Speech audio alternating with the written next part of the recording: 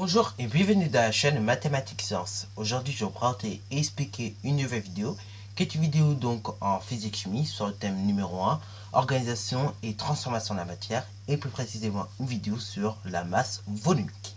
Alors donc là, quand on entend le mot masse volumique, on aurait bien envie de dire que c'est une combinaison de la masse et du volume.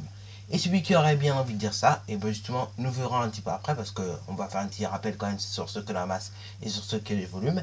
Et donc, justement, on va voir un petit peu après si justement cette personne-là, elle a bien raison de dire si la masse, si la masse volumique plutôt, c'est une combinaison de la masse et du volume.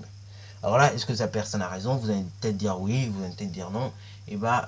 Avant de dire tout ça, on va déjà rappeler ce que c'est que la masse, tout simplement.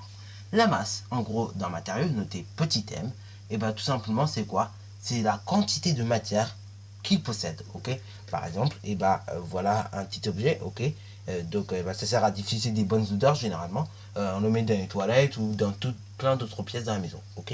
Et donc du coup, cet objet, il possède une certaine masse. Et cette masse, justement, c'est la quantité de matière qu'il possède à l'intérieur, ok? Voilà. Généralement, donc, les mesures en kilogrammes, puisque le kilogramme, c'est son unité principale. Mais dans la vie de tous les jours, on utilise d'autres unités qui sont dites sous-multiples du kilogramme. Donc là, en l'occurrence, on le mesurait plutôt en grammes, tu vas me dire, ok? Et là, tu as complètement raison. Dans la vie de tous les jours, on utilise plutôt le gramme. Mais en physique, l'unité principale de masse, ok, c'est le kilogramme, ok? Alors là, celui qui a fait le chapitre sur les puissances de 10 et sur les préfixes, il va me dire, mais mathématiques sciences, c'est complètement faux. Normalement, quand il y a kilo devant, ça veut dire que c'est 10 puissance 3, ce qui veut dire que ça veut dire que c'est 1000 fois plus grand que l'unité principale. Alors là, bon, du calme déjà, et donc du coup, oui, tu as raison. Si tu dis ça, c'est vrai que tu as raison. Et d'ailleurs, on en reparlera lorsqu'on fera un chapitre sur les puissances de 10. Oui, effectivement, normalement, quand on dit kilo devant, ok, comme préfixe, ça veut dire que c'est 1000 fois plus grand que l'unité principale. Sauf que pour les masses, on a eu un petit couac dans le système international des unités, c'est que justement celui qui a décidé ça, hein, voilà, donc ça s'est pas décidé ça en claquement de doigts, non, ça s'est fait petit à petit, celui qui a décidé ça, il a dit que maintenant, le kilogramme, c'est l'unité principale des masses, ok? Et donc du coup, le gramme est considéré comme un sous-multiple, ok? Voilà, mais tu as raison, ça dit de dire que normalement, quand il y a kilo, c'est 10 puissance 3, ce qui veut dire 1000 fois plus grand que le gramme, normalement. Donc là, bon, voilà, faut accepter ça, en tout cas, c'est comme ça, ok. Là, bon, je vais pas trop te donner d'explications, sinon on risque de se noyer, pardon. Et du coup, il y a des gens qui risquent pas de comprendre, ok. Et donc, on va rester quand même clair là-dessus. Donc, en gros, s'il y a un truc à retenir, déjà, c'est la définition de la masse. Et après, si un autre truc à retenir, en gros, c'est que tout simplement, l'unité principale des masses, c'est le kilogramme, c'est tout, ok. Après, oui, peut-être en mathématiques, et encore, je suis un peu sûr qu'on dit ça en mathématiques maintenant, parce que bon, je suis allé voir dans des nouveaux livres de mathématiques de cycle 4, ok. Maintenant, on ne le dit plus trop, donc je ne vais pas trop t'influencer vers cette erreur-là. Avant, on disait gramme comme unité principale, mais maintenant, dans les nouveaux livres de mathématiques, même, ça a été rectifié cette erreur-là. Et encore, bon, je ne suis pas allé fouiller dans les anciens livres de mathématiques, mais vers CM1, CM2, en tout cas, on disait l'erreur. Bon, maintenant, on ne l'a dit plus, quoi. Bon, ça dit, les programmes de CM1, CM2, c'était juste de l'initiation, ok? C'est-à-dire, on t'initie un petit peu au monde des mathématiques et tout, ok? Mais bon, bien sûr, il y avait des choses qui n'étaient pas très réelles, ok? Il y a des choses, oui, c'est la base, mais il y a des choses, bon, c'est pas forcément réel, quoi. Par exemple, la notion de figure complexe, bon, tu verras au collège que ça se dit plus trop, quoi. Bon, voilà. Et dis-toi, ça met chose sur la masse, quoi. Hein? On disait gramme comme unité principale, maintenant, il faut accepter ça. Au collège, maintenant, on te dit que ça sera kilogramme, ok? Et c'est comme ça, donc, ok? Voilà. Puisque si tu te rends dans le système international des unités, SI, tu verras donc que tout simplement, en fait, pour la masse, l'unité principale, c'est le kilogramme. Notez KG comme ci-dessous, ok? Alors là, donc, la masse, c'est une grandeur qui peut se calculer, ok? Donc, on verra ça plus tard dans d'autres vidéos, puisque là, aujourd'hui, on voit la découverte de ce que c'est que la masse volumique. Dans une autre vidéo, nous verrons justement une application de cela, ok? Et donc, elle sera faite en 3 parties. Et donc, on verra peut-être comment on calcule une masse. Bon, en tout cas, donc, voilà. Voilà, donc, nous allons tout simplement définir en gros ce que c'est que le volume. Avant de définir le volume, j'aimerais vous rappeler quand même qu'une masse, ça se mesure, comme je disais donc, et que justement, la mesure du masse peut se faire avec une balance. Et cette balance, elle peut être de deux manières, soit une balance électrique, ok, donc une balance à un plateau en gros, ou soit ça peut être la balance d'Euroverbal, c'est-à-dire une balance avec deux plateaux qui, justement, si elle penche plus d'un côté ou plus d'un autre côté, ça indique en fait que l'objet est plus lourd qu'un autre, ok. Voilà, voilà. Par exemple, si la balance d'Euroverbal elle penche plus vers le côté gauche, c'est-à-dire que ce qui a été mis sur le côté gauche, ok, est très lourd par rapport à ce qui a été mis sur le côté droit. Et inversement d'ailleurs, on pourrait dire que le côté droit, ce qui a été mis est très léger par rapport au côté gauche, ok. Voilà, voilà. Bon, là, pour ceux qui seraient intéressés, donc je mettrai un lien dans la description de cette vidéo qui te ramènerait donc justement à la vidéo que j'ai faite en cinquième, sur ce que c'est que la masse et donc notamment sur les deux balances, ok.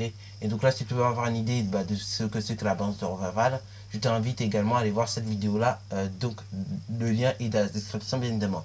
Et je préciserai, vu qu'il y en aura deux, quel est le lien de quoi, ok. Voilà, voilà. Bon, maintenant le volume, il faut savoir qu'est-ce que c'est aussi. Mais justement, nous allons définir. Bon, le volume, en gros, c'est la place occupée par un objet dans cet espace. Par exemple, un cube, un cône qui en fait est en diffusion d'odeur, va occuper un certain espace dans l'espace, ok. Donc il va occuper un certain espace. Et donc, par exemple, mon cône ici, il occupe un certain espace par rapport à la chambre, ok. Et donc du coup, ce certain espace, justement, va définir en gros le volume, ok. Alors donc là, en volume, justement, généralement, on va utiliser le mètre cube pour définir le volume, ok. Mais également, donc le volume, il y a un petit lien avec les unités de contenance. J'en ai déjà parlé un petit peu en mathématiques pour ceux qui savent déjà. Et donc justement, le volume, il a un lien avec les contenances. C'est-à-dire, il faut savoir que, par exemple, un décimètre cube, ça fait tout simplement 1 litre, ok. Donc du coup, 1 litre, ça fait un décimètre cube, ok. Et du coup, le litre, c'est l'unité principale des contenances, ok. Donc les contenances, c'est une unité, pareil, c'est plutôt une grandeur même, qui, pareil, mesure, elle, pareil, un volume, ok. Sauf que, elle, on l'utilise plutôt, généralement pour l'air, ou pour l'eau, ou pour les liquides en général, ok. Alors que le volume, c'est plus généraliste, on l'utilise par exemple pour la terre, les voitures, ou ces choses-là, ok. Bon, voilà, voilà. Et donc, justement, un volume peut également se calculer, ok. Nous verrons donc d'ailleurs quelques formules après. Bon, alors là maintenant, nous allons pas trop nous éloigner de ce thème-là, qui est la masse volumique. Et donc justement, en début de vidéo, je vous avais dit que la masse, il y avait une personne en tout cas qui disait que la masse volumique, c'est une combinaison de la masse et du volume. Alors là, cette personne-là qui dit ça, elle a totalement raison, ok.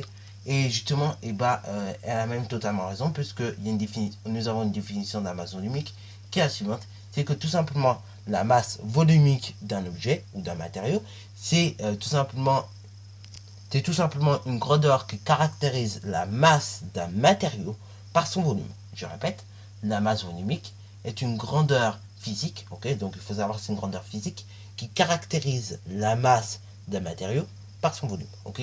Donc là, bon, je vais répéter 2 fois parce que tout simplement c'est un truc à savoir par cœur, ok. Et puis je sais qu'il y en a qui ont des mémoires quand même auditives, pour ça que vous écoutez peut-être mes vidéos, ok.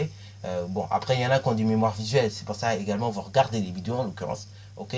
Donc voilà, il y en a donc il faut répéter la technique, ok. Il faut répéter plusieurs fois de vue.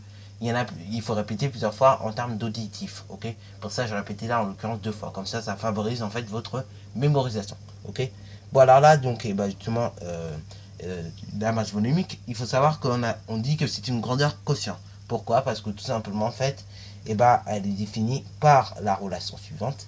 Rho, donc là, le P qui paraît P, en fait, c'est une lettre grecque qui se dit Rho. Rho étant la masse volumique en kg par mètre cube, voilà, voilà, est égal à la masse en kg divisé par le volume en mètre cube. Alors là, donc, dans le système international des unités, il faut savoir que la masse volumique est une grandeur physique, comme la masse, comme les airs, comme les volumes, ok. Voilà, voilà. Et donc, justement, cette grandeur, justement, qu'est-ce qu'elle fait? Elle est mesurée, justement, en kg par mètre cube, ok. Donc, elle est définie comme ça dans le système international des unités, ok. Mais souvent, dans les exercices, tu seras bien tenté à utiliser le gramme par centimètre cube. D'ailleurs, dans la prochaine vidéo que je vais sortir sur l'application, ok, donc on fera une application et même elle sera faite en plusieurs vidéos. et ben justement, qu'est-ce qui se passera? Et ben en fait, on utilisera plutôt le gramme par centimètre cube, ok? Alors là, donc, il faut savoir également que le volume d'un solide, et ben, peut être mesuré du moins avec la technique du déplacement d'eau, ok? C'est-à-dire donc, et ben, cette technique-là, qu'est-ce qu'elle fait? Et ben, vous utilisez une éprouvette graduée, ok? Vous la remplissez à un certain volume d'eau, hein, voilà, voilà. Et après donc, et ben, cette éprouvette-là, vous allez la nommer V1. Enfin, son volume, du moins, vous la nommez V1. Ensuite, deuxième manipulation que vous allez faire, et ben, vous mettez un solide. Un solide qui ne laisse pas entrer de la matière. Par exemple, vous pouvez mettre un crayon, parce que là, un crayon ne laisse pas entrer la matière. Donc, vous plongez le crayon, et donc, du coup, en fait, et ben, le volume, vous allez voir, hein, donc le volume de l'éprouvette va changer, ok? Il va avoir une légère remontée, et ben, de l'éprouvette, ok? Enfin, de l'eau qui était dans l'éprouvette.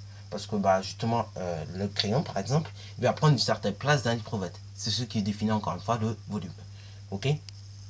Et donc justement, et bah voilà, et le volume va augmenter. Et du coup, bah en gros, le volume de l'objet qu'on va noter V, et bah, il sera égal à V2. Donc le V2, en gros, c'est le volume de la deuxième manipulation, hein, de l'éprouvette lors de la deuxième manipulation, lorsqu'on a rajouté le crayon. Et donc du coup, bah, on va soustraire V2 moins V1, donc le volume 2 qu'on aura mesuré moins le premier volume, pour obtenir le volume de l'objet. Ok? Et donc voilà, voilà. Donc ça, c'est la technique du déplacement d'eau. Également, donc, pour déterminer le volume d'un liquide, eh ben, on peut utiliser donc une éprouvette graduée. Alors là, vous avez remarqué, justement, j'ai utilisé deux mots différents. Liquide et solide. Des solides, eh ben, on peut les déterminer, enfin le volume d'un solide, du moins, on peut le déterminer par déplacement d'eau. Ok? Mais en revanche, le volume d'un liquide, on peut le déterminer en utilisant une éprouvette graduée. Et également, troisième chose qu'il faut savoir, c'est que le volume d'un solide, lui, est déterminable et bah lui tout simplement par calcul, ok? Voilà, voilà. Donc là, pour ceux qui auraient du mal avec les formules, je vous invite à mettre la vidéo en pause. Profitez bien parce que bon, ce ne sera pas toujours le cas que je vous réaffiche les formules. En plus, elles sont en couleur, elles sont toutes belles, sur une belle carte mentale, ok? Donc profitez-en bien, ok? Bon, quand même deux, trois petites choses sur les formules, même si bon, j'en ai parlé x, y fois maintenant à force. Justement, si vous perdez un jour avec les formules de volume de cube ou de pavé droit, et ben vous pouvez vous retrouver en fait avec la formule des prismes et des cylindres.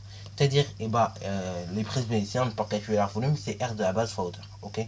Et donc justement, voilà, voilà. Admettons, vous avez perdu la formule du cube et du pavé droit, vous pouvez remplacer dans votre exercice R de la base soit la hauteur, c'est pas dérangeant. Dans ce cas, vous faites l'air de la base. L'air de la base, ça sera en l'occurrence soit un carré, soit un rectangle.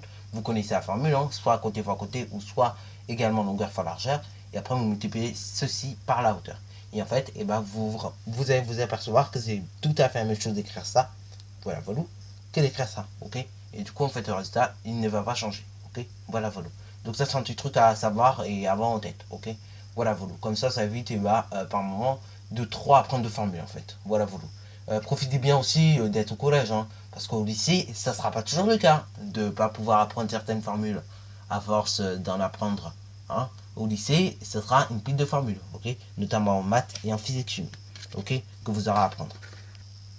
Voilà, voilà. Donc, sur ce, c'est déjà la fin de cette vidéo. Alors, si tu as bien aimé, n'hésite surtout pas à liker, à commenter et bonne réussite à toi en mathématiques et en sciences.